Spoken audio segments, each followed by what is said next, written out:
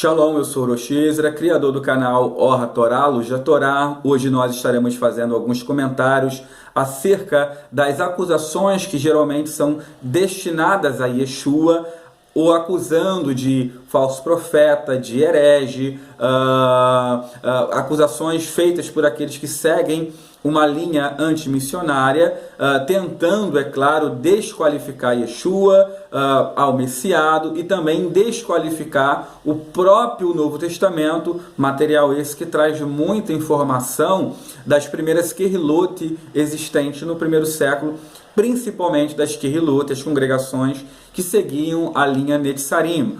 Então hoje nós iremos mostrar como essas acusações, elas caracterizam-se o que nós chamamos dentro do judaísmo de Lashon Hara, ou seja, o pecado de maledicência, e Rahil, que é aquele fuxico, é aquela pessoa que passa boatos mentirosos e falaciosos para frente.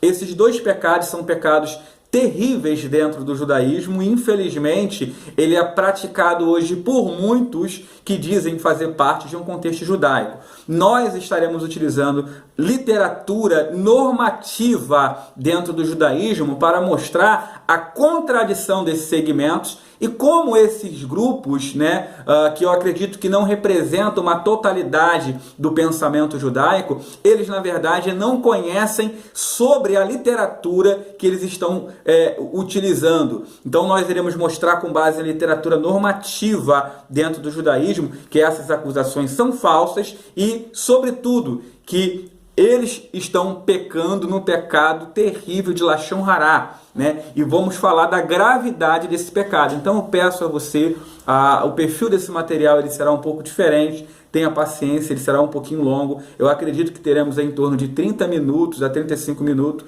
nesse material.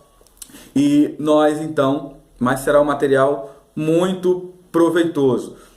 Eu gostaria de iniciar esse material a partir do capítulo 5, tecer os meus comentários a partir do capítulo 5 de Yohanan, João, porque em João, capítulo 5, vai haver uma discussão muito interessante por conta da cura que Yeshua faz no tanque de Beit Hesed, conhecido como tanque de Betesda nas versões aportuguesadas Almeida. Yeshua cura um homem há 38 anos enfermo, deficiente, e manda esse homem pegar a sua cama e ir para a sua casa. No versículo 18 do capítulo 5, o texto vai dizer assim, no versículo 18: Por isso, pois, os judeus ainda mais procuravam matá-lo, porque não só quebrantava o sábado, mas também dizia que Elohim era seu próprio pai, fazendo-se igual a Elohim, fazendo-se igual a Deus. Então, por conta dele ter curado esse homem e mandado esse homem para sua casa com a cama, os judeus então procuravam matá-lo. Como o texto nas versões Almeida traz a informação de que Yeshua, ele quebrantava o Shabat. Há um material na rede social do Rosh Tzadok, ele comenta, inclusive, já esse material também. Eu utilizarei esse texto como base do meu comentário. Nós iremos ampliar e mostrar outras situações que acontecem dentro do texto também.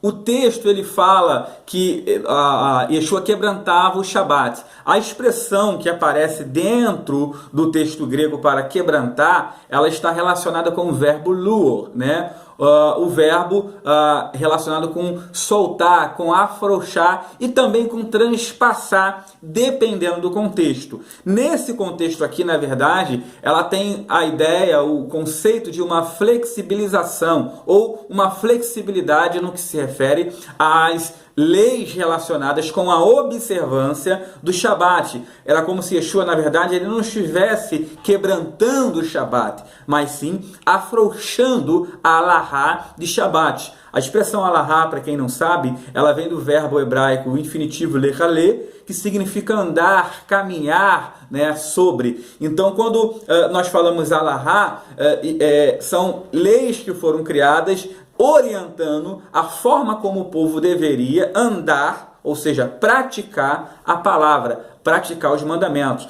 E Yeshua mesmo ele vai dizer assim,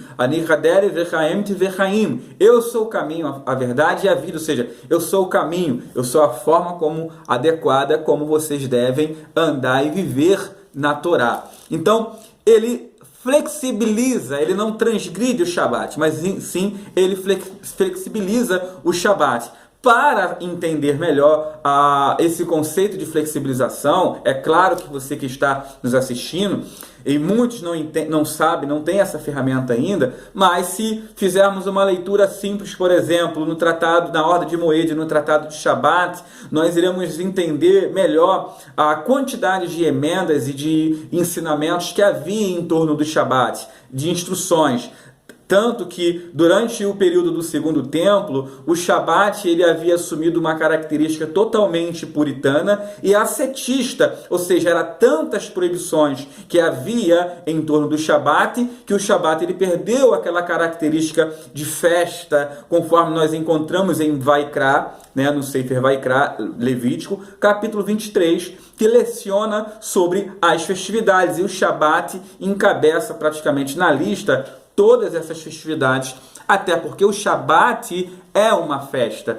E o Shabat perde essa característica. Por exemplo, dentro do Shabat, nós temos as chamadas 39 Melahá, que são 39 trabalhos seculares instituídos com base na construção do Mishkan, do tabernáculo, né? Então, todo o trabalho que foi utilizado para a construção do tabernáculo serviu como pano de fundo, como proibição para realizações de tarefas no dia de Shabat. E além desses 39 Shabat, nós temos os chamados os Toledot, que são os trabalhos secundários, né? Ou seja, dos 39 trabalhos, esses 39 Melahá, 39 trabalhos, dá origem a outras gerações de trabalho que nós chamamos de trabalhos secundários. Somando-se o número de proibições, nós ultrapassamos o número de proibições encontradas dentro da jurisprudência judaica, principalmente no que se refere ao tratado de Shabat dentro do Talmud, né, discutido no Talmud. Então havia muitas emendas, né, rabínicas, e eu não estou questionando que os rabinos eles não poderiam criar essas emendas. Você criar uma PEC, uma proposta de emenda constitucional, você criar uma jurisprudência, você criar uma orientação paratextual de como observar aquele mandamento que se encontra dentro do texto, isso é um recurso existente em diversas constituições, e Israel, o povo judeu, já fazia uso desse tipo de recurso. O que diferencia é que essa jurisprudência ela não era registrada, né? Até o início do segundo século, a tradição ela não era compilada, ela passa a ser compilada por volta do finalzinho do segundo e início do terceiro século, por Yehudá Hanassi, chamado também de o Santo, um dos nomes mais importantes também dentro da tradição. Compila-se a tradição por conta de uma necessidade. Rambam, logo na introdução da Mishneh Torah, ele vai dizer que os mestres, aonde o império estava se estendendo, o Império Romano, havia então uma dificuldade relacionada com os mestres de Torá, havia uma diminuição. Então havia uma preocupação de não se perder essa tradição que era passada de forma oral. Então começou-se a compilar a tradição oral. Então há muito material acerca de observâncias quanto ao Shabat. Yeshua, ele apenas flexibiliza, tornando aquilo, a prática, acessível, né? Dando a ela novamente um status de festa, como ele mesmo já havia falado. O Shabat foi feito para o homem, não o homem para o Shabat. Ou seja, o Shabat ele proporcionava para nós alegria e lazer em casa, com a família, com os amigos, e não o contrário. E a partir então desse capítulo, do capítulo 5 de Yohanan, gera-se uma discussão, né? Gera-se uma discussão por conta disso, e nós iremos ver Yeshua então tendo um embate, né, com os líderes da escola farisaica chamados Perushim, e no versículo 44, Yeshua vai dizer assim: como podes vós crer recebendo honra um dos outros, e não buscando a honra que vem só de Elohim? Não cuideis que eu vos hei de acusar para com o Pai. Há um que vos acusa, Moisés, em quem vós esperais. Porque se vós cresceis em Moisés, crereis em mim, porque de mim escreveu ele. Então ele está condicionando, ou seja, aquele que diz que crê na Torá, ou seja, crê em Moshe, também, obviamente, deveria crer no Mashiach, porque o Mashiach veio para atestar, né, completar, cumprir, jamais para substituir Moshe. Moisés teve o papel dele, a importância dele e continua tendo até os dias de hoje. E Yeshua reconhece isso nesse texto. E Yeshua ele fala aqui agora na qualidade de Mashiach e de profeta. E quando ele fala na qualidade de profeta, no versículo, deixa eu ver aqui, 31, ele vai dizer assim: se eu testifico de mim mesmo, meu testemunho não é verdadeiro. Ou seja, ele como um profeta, ele não poderia testificar dele mesmo. Há outro que testifica de mim. Ele está falando de quem? De Yohanan Mikve, João Batista. E eis que o seu testemunho que ele dá de mim é verdadeiro. Ou seja, o próprio João havia testificado que Yeshua realmente era aquele prometido que havia de vir. E João era um profeta respeitado, tanto que nós vamos ver que os próprios fariseus que iam até ele iam temendo, né? Naquele episódio, inclusive nós temos um vídeo no canal onde eu falo da Semirá do Mashiach, onde os fariseus perguntam: com que autoridade você faz essas coisas? E eles respondem, e Yeshua responde: eu lhes responderei se vocês me responderem algo também. O batismo de João era do céu ou dos homens? O texto vai dizer que eles ficaram lá conversando entre eles, eles decidiram não responder. E Yeshua também disse para ele: eu também não te digo com que autoridade faço essas coisas, ou seja, com que autoridade eu ensino, né?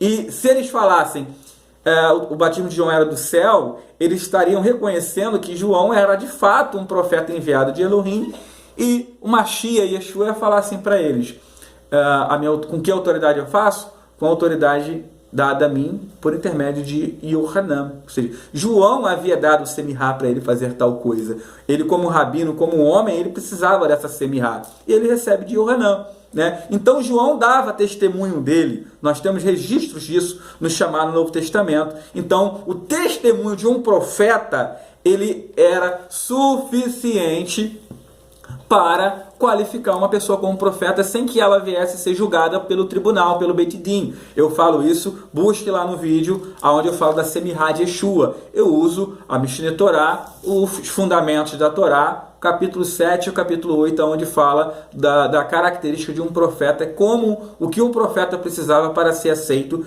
dentro de uma comunidade. Então Yeshua, ele estava dizendo, tem um profeta que dá testemunho acerca de mim. A postura que vocês estão tendo é uma postura irregular. Ou seja, os fariseus estavam ferindo a própria Alahá judaica, ferindo a própria Torá, indo contra a própria Torá em relação ao Mashiach, e ainda queria matar Yeshua, né? Queriam matar Yeshua. Se tratando ainda desse texto, vamos ver quem de fato é falso profeta e a gravidade do pecado que se comete hoje por parte dessas pessoas que dizem ser judeus, né? O texto vai dizer que eles queriam matar Yeshua porque ele não só curou, mas mandou o ex-deficiente carregar a sua cama e ir para a sua casa. Eu peço que você me acompanhe. Nós vamos fazer agora uma leitura. Eu vou abrir aqui Mishneh Torah. Vamos ver se Yeshua realmente ele estava transgredindo a lei, né? Vou abrir no livro Zemanim. Zemanim significa livro dos tempos, né? Seria um comentário de Rambam ao tratado de Shabat no Talmud e na Mishneh Torah e na Mishnah, né? Então eu vou abrir aqui no tratado de Shabat, no livro dos tempos, o capítulo 2 desse tratado. Olha o que Rambam fala. E quem foi Rambam? Rambam simplesmente, fora Yeshua, é claro, não tem comparação, ele é simplesmente uma das maiores autoridades judaicas em termos de judaísmo, que viveu por volta do século XII, e a literatura dele é utilizada como base até os dias de hoje por aqueles, é claro. E Rambam, ele compila toda a tradição na Mishneh Torah. Ele vai dizer no capítulo 2, verso 1: as leis do Shabat são suspensas em face de um perigo para a vida, como são as obrigações das outras mitzvot. Portanto, podemos executar, de acordo com as diretivas de um médico profissional daquele local, tudo o que é necessário para o benefício de uma pessoa doente cuja vida está em perigo. Quando ou seja, tudo que se uma pessoa estiver doente, a vida dela estiver em perigo, qualquer mitzvot é suspensa para preservação da vida. A vida, ela está acima de qualquer mitzvot. Com base em quê? Com base em Vaikra 18:5, onde o texto diz que nós devemos servir ao Senhor com toda a nossa alma. A própria Lahá comenta isso. Ou seja, há leniências quanto a isso somente em pecado de prostituição, idolatria e assassinato. Ramban, ele vai falar sobre isso, né, dentro da Mishneh Torah. Então, fora isso, qualquer lei é suspensa pela preservação da vida. Ele diz: quando há uma dúvida se as leis do sábado devem ou não ser violadas em nome de uma pessoa, deve-se violar as leis do sábado em seu nome, pois as leis do sábado são suspensas, mesmo quando há apenas uma questão de perigo para a vida de uma pessoa. Então aqui, por que Yeshua ele manda aquele homem carregar a sua cama? Porque a cama, na verdade, o que aparece dentro do texto grego é uma expressão grega chamada krabaton. A krabaton ela está mais relacionada com um pedaço de pano, um papelão ou algo que servisse como esteira. Geralmente uma pessoa que não está familiarizada com o texto, com aspectos culturais ou até mesmo com o texto utilizado como base das traduções que nós temos hoje, ele pensa que Yeshua curou a pessoa, mandou ele carregar a cama dele, ele imagina um homem carregando uma cama imensa. Mas na verdade, é algo que ele utilizava como esteira, um pano. Ele pegou, enrolou, colocou debaixo do braço e saiu, né? Então, não é uma cama em si, mas era algo que servia como a sua cama e que, obviamente, né, lhe aquecia durante a noite, lhe protegia do frio, ou seja, era algo essencial para a sua também sobrevivência. A Torá, inclusive, ela fala sobre isso. Por exemplo, se a gente pegar o capítulo 20, o texto vai falar sobre pegar penhor, né, de alguém emprestado, né? O penhor, cadê?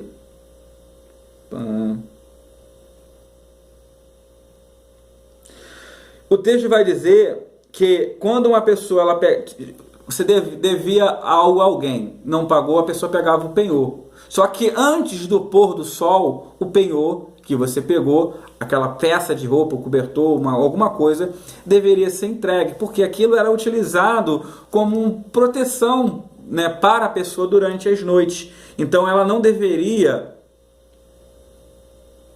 Aqui o versículo 25 do capítulo 22. Se emprestares dinheiro ao meu povo, ao pobre que está contigo, não te haverás com ele como um usuário, não lhe imporás usura, ou seja, é proibido cobrar usura, juros, né, do irmão, de Yehudim.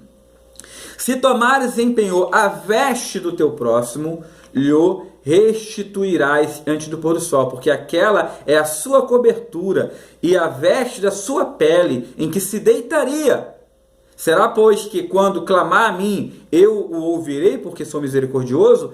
Olha o que a Torá diz. Então é com base exatamente nesse texto que a jurisprudência diz que qualquer coisa em face à vida deve ser preservada. Yeshua aplica esse princípio. Leva a sua cama, leva a sua cobertura. Yeshua está dentro da Torá, tanto da Shebir Tav quanto da Shebir Alpê, da escrita quanto da oral. Então, temos visto que até agora as acusações de que Yeshua seja um herege, um falso profeta e não seja apto ao Messiado, na verdade elas não são verdadeiras, né? Nós vemos, né, em relação às acusações, um ódio muito grande, né? Um ódio muito grande. E esse pecado de ódio, né, que está associado a Lashon Hará, são pecados que isentam uma pessoa de entrar no Olam Rabá, segundo a própria Mishneh Torah. Rambam ele vai falar sobre isso. Aonde nós vamos ver esse comentário? E é justamente o pecado que está associado com esse judaísmo. Eu não digo com as leis em si, porque as leis ensinam o certo. Eu digo com aqueles que ensinam a lei e deveriam ensinar de forma correta, mas ensinam de forma errada. Eu não estou aqui gravando falando contra a Torá. Eu sei que há questões e pontos complicados, mas eu estou falando quem aproveita da falta de conhecimento e de informação de quem não tem acesso e não sabe para ensinar engano nas redes sociais. Mishneh Torah tem um livro chamado Livro do Arrependimento, que é Sefer HaTeshuvah, Livro do Retorno, né? A gente vai fazer um comentário aqui, ou seja, no Livro do Retorno, no Sefer HaTeshuvah, no capítulo 3, na Mishnah, ou seja, no verso 6,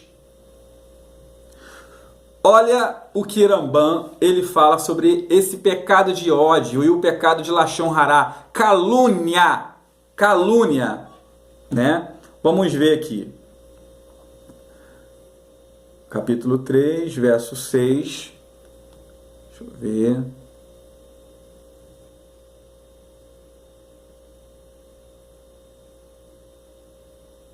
Capítulo 3, verso 6. Se eu não estiver enganado, é isso mesmo.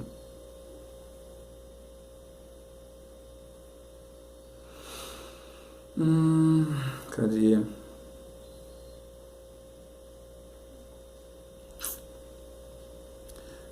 Só um momentinho.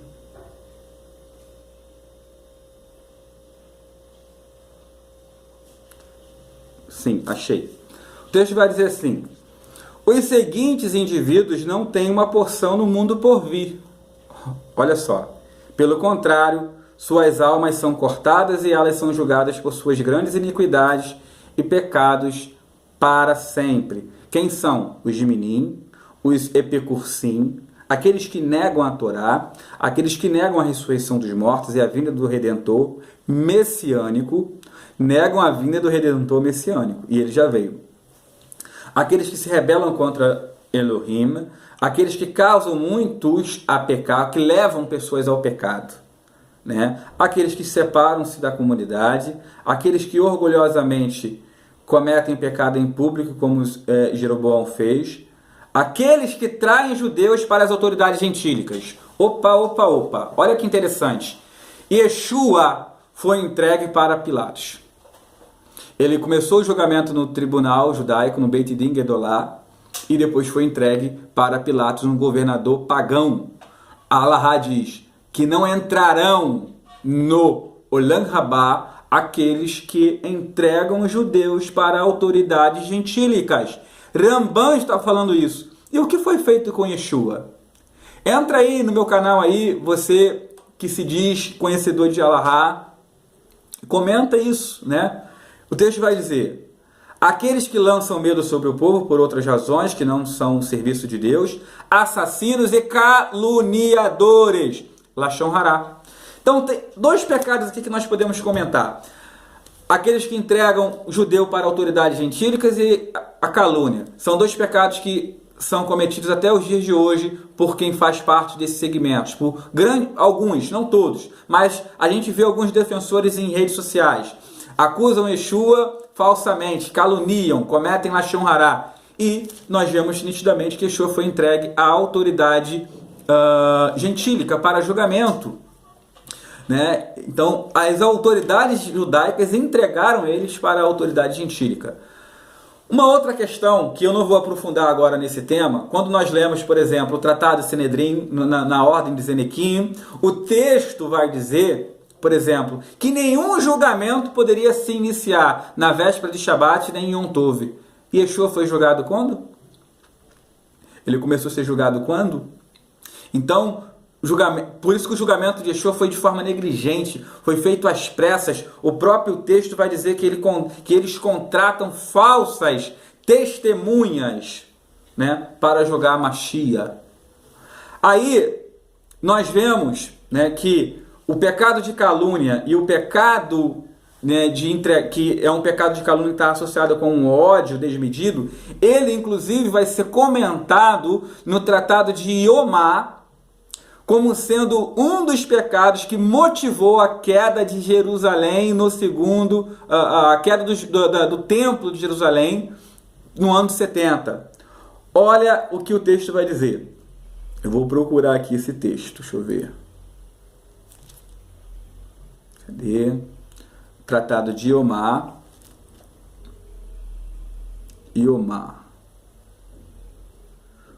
Tratado de Iomá, no capítulo 9, ele vai trabalhar o conceito, ele vai falar do motivo que levou à destruição tanto do primeiro templo quanto do segundo templo. Do primeiro templo, o texto vai dizer que o pecado que levou é o pecado de assassinato, idolatria e prostituição. No segundo templo, eles vão associar com o ódio desmedido e com a Lashon Hará, né? O ódio desmedido e a Lashon Hará. E os comentaristas, no Tratado de Iomá 9a e b, eles vão dizer que o pecado de ódio desmedido, ele pode ser comparado ao pecado de assassinato, ao pecado de prostituição e idolatria. E o Tratado de Iomá vai atribuir a destruição do segundo templo a esses pecados, né? Depois vocês podem conferir, achei aqui. Iomá 9b, o texto vai dizer assim, separei só um pedaço. Por que foi o segundo templo destruído? Foi destruído devido ao fato de que houve ódio desmedido durante esse período. Isso vem para ensinar-lhe que o pecado do ódio irresponsável é equivalente às 3 transgressões severas: adoração a ídolos, relações sexuais proibidas e derramamento de sangue, ou seja, a idolatria. O pecado de Iomá, né, o Tratado de Iomá, traz essa informação. Nós vemos que Rambam, ele comenta sobre isso, no Sefer Teshuvah, quando fala do arrependimento, ele fala que esses pecados levam a pessoa a ser retiradas, né? Impossibilitam a pessoa de entrar no chamado Olam Rabá, né? E Yeshua, ele é o falso profeta, ele profetizou sobre a destruição do templo. Ele disse assim: e quando ia chegando, vendo a cidade, chorou sobre ela, dizendo: se tu conhecesse também, ao menos neste dia, o que a tua paz te pertence, mas agora isso está encoberto aos teus olhos. Porque dias virão sobre ti em que os teus inimigos te cercarão de trincheiras, e te sitiarão, e te estreitarão de todas as bandas, e te derribarão a ti e a teus filhos que dentro de ti estiverem, e não deixarão em ti pedra sobre pedra, pois que não conheceste o tempo da tua visitação, profetizando Mashiach Yeshua acerca da destruição do templo. Talmud, né, o Tratado de Iomá, vai dizer que a causa da destruição do templo foi o ódio desmedido, e vai associar o ódio desmedido com uma série de outros pecados. Se vocês leem o capítulo 9 do Tratado de Iomá, vocês vão ver que há injustiça, impunidade, balança enganosa, prostituição, idolatria, assassinato. O tratado ele vai falar sobre isso. Rambam, no capítulo 7, no capítulo 3, 6 do Sefer Teshuvah, do livro do arrependimento, ele trabalha essas questões. No capítulo 7 do Sefer Teshuvah, no versículo 3, ele vai falar do pecado de frivolidade, ódio, ele vai falar de uma série de sentimentos ruins relacionados com esse pecado. Enfim, meus irmãos, qual é o objetivo? A destruição do templo é uma das maiores desgraças, né, tragédias que aconteceu entre o povo de Israel, né, entre o nosso povo, de todas as realizações que o Eterno fez, tanto a primeira quanto a segunda. Isso foi a destruição do templo é visto como algo como se o Senhor estivesse nos punindo, nos castigando, né? Acerca da profecia do Mashiach, ele profetizou isso, né? Isso aconteceu por volta do ano 70, pelo general Tito, filho do imperador Vespasiano, cumprindo-se à risca aquilo que Yeshua havia profetizado. Então, a destruição do templo é visto como algo, uma sentença divina. É como se a Shekhinah houvesse se distanciado do nosso povo. É um castigo, é o reflexo do desagrado do Eterno para com o nosso povo. Yeshua profetizou isso. O Talmud, ele vai dizer que a causa dessa destruição foi justamente o ódio desmedido e a Lashon Hará. A Lashon Hará, ela é cometida até hoje em relação ao Mashiach. Nós vimos aqui que Yeshua, ele cumpriu em diversos aspectos a Halahá. E há muitos outros, ainda vamos gravar outros materiais mostrando isso. Então, na verdade, o que nós vemos é que Yeshua, ele foi injustiçado. Ele era de fato, sim, e é não só Mashiach, mas ele também foi o maior ou um dos maiores profetas, se não dizer o maior, né? Eu digo um dos maiores porque a própria expectativa judaica acerca do Mashiach é que ele seria um profeta igual ou maior do que Moisés. Então, eu acredito que ele seja maior do que Moshe. E eu deixo a pergunta aqui para os antimissionários. Mostre-me, né, aonde Yeshua transgrediu a Halahá, aonde Yeshua ele estava desqualificado. Mostre-me, e eu mostro com base na própria Halahá que o material que vocês produzem estão tendenciosos. Então, para quem crê no Mashiach, não deixe de se inscrever no canal. Para quem crê no Mashiach Yeshua, né, ou em Yeshua como Mashiach, não deixe de se inscrever no canal, compartilhar esses materiais, principalmente nas redes sociais desses que denigrem, cometem Lashon Hará, né, contra Yeshua, ressaltando que o pecado de Lashon Hará é um dos pecados que deixará muitos de fora do chamado Olam Rabá. Fiquem na paz, um forte abraço para todos vocês. Shalom, shalom.